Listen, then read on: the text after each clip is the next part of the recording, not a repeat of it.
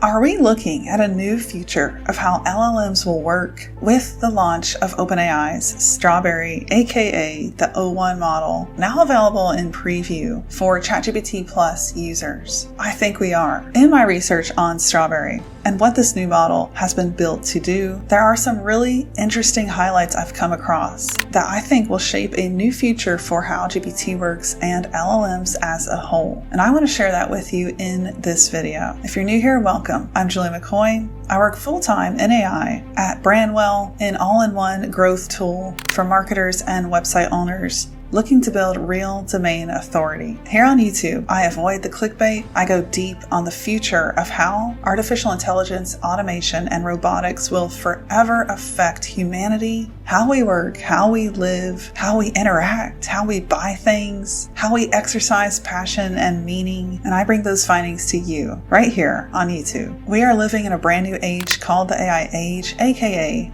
the fourth industrial revolution, the age of technology. One of the most important things I think you could do is get informed and get prepared for what's coming. All right, back to the topic. How Strawberry, aka O1, OpenAI's new model, will forever affect how GPT and LLMs work. This is also going to be closely related to what Ilya Sutskever saw and why he, Jan Like, and so many others from the safety research team at OpenAI left. By the way, SSI this September 2024 just raised $1 billion. That's Ilya's new company, which he started this May. Absolutely insane. But let's go back to the beginning. In 2022, the Google research team published this paper, and it was actually where the term QStar came from. As you can see in the title of this paper, STAR means self-taught reasoner. And this research team in this paper identified that chain of thought was the way forward. We knew this more than 2 years ago. In this paper, these researchers proposed a technique to iteratively leverage a small number of rationale examples and a large dataset without rationales to bootstrap the ability to perform successively more complex reasoning. And they talked about this chain of thought loop, where the AI would test its own reasoning and generate new rationale. This paper identified that human decision-making is the result of extended chains of thought, and that we could instill this in our LLMs. So this leads us to the question, what did Ilya see? Which is a question that went around the entire internet this May of 2024 when he decided to leave OpenAI. On Twitter, he published a very positive tweet, ex-post, about his decision to leave, where he said he had nothing but respect for Sam Altman, Mira Murati, and the other members of the team. But then we saw Jan Like leaving 3 days after Ilya left. Jan was another member of the safety research team,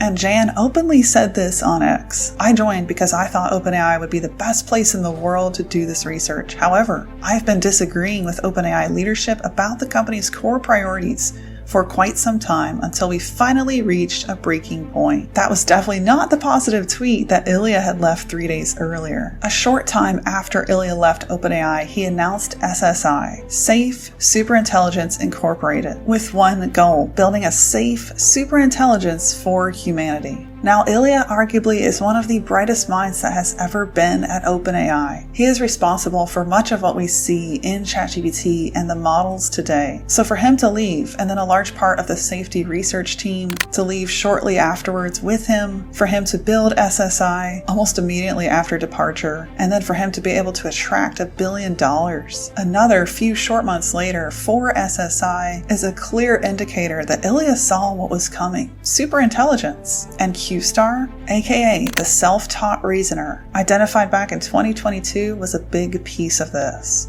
After diving pretty deep into this, listening to a lot of YouTube videos, here's what I think Ilya saw, and the danger within self-taught reasoning. OpenAI did some experiments where they did chain of thought deception monitoring. Now, O1 is very good at persuasion. That's one of the key pieces of its capabilities. It's probably a master persuader, better than anyone on Earth at this point. That thought alone is a little scary, but that's a huge win for interpretability and reasoning, the levels of output you can get from this model. The danger, however, in a self-taught reasoner within LLMs is intentional deception of the user, which OpenAI actually found this new model doing. In fact, 0.8 of all of its thoughts were flagged as deceptive hallucinations. But here's the crazy part. Some of those hallucinations were intentional. The model was intentionally trying to deceive the user. 0.8, while it doesn't sound like much, is still a pretty big deal when you have intentional deception happening within the model. Now, this still doesn't mean that O1 is AGI, Skynet, autonomous AI, superintelligence, but it is a big step in the pathway to superintelligence. And because there is intentional deception in this model, which OpenAI found, I'm really interested to see what Ilya does at SSI with the team of people he's building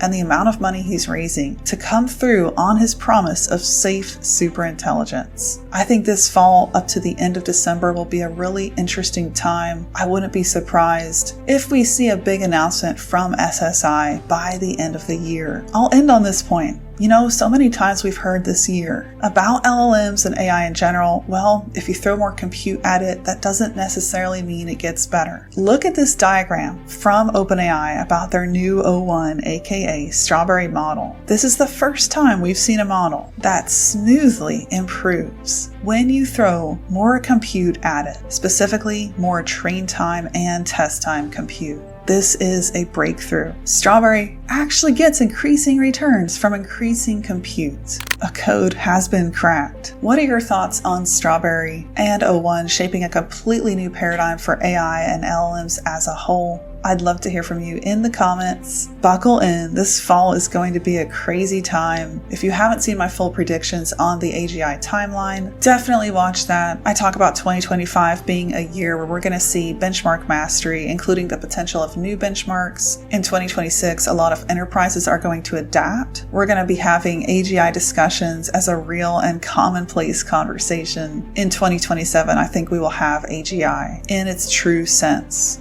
A machine with sentience. Before 2030, we're going to have the quantum nuclear fusion energy breakthroughs that we need to have to power basically a technological renaissance. And by 2030, we will be living in a new age. So again, buckle in. Crazy times ahead. It's great to be here with you. I look forward to hearing from you in the comments. And as always, subscribe. And I'll see you down the next rabbit hole.